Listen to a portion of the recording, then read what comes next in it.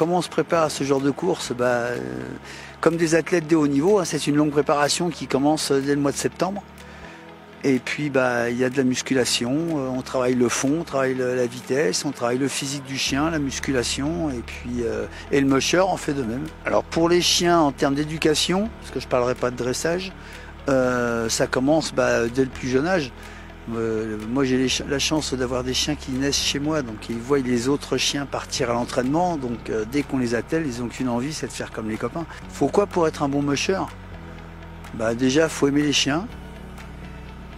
Première chose, et puis après c'est l'expérience et puis les rencontres qu'on peut faire avec d'autres mushers et qui font qu'on évolue dans ce milieu, parce qu'il n'y a pas de réelle formation. Après, on apprend en écoutant les autres, en regardant, et puis après naturellement en y apportant sa petite touche personnelle.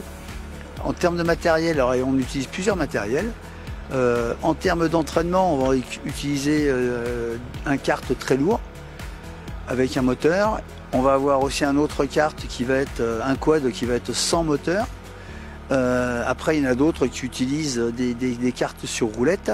Et puis ceux qui ont de la chance d'avoir la montagne à proximité de chez eux, quand ils ont de la neige, ils ont le traîneau.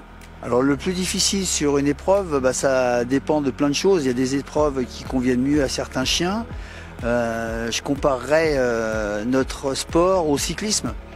Il y a des grimpeurs, il y a des gars sur des courses de plat qui vont être beaucoup mieux. Après, c'est en fonction des étapes.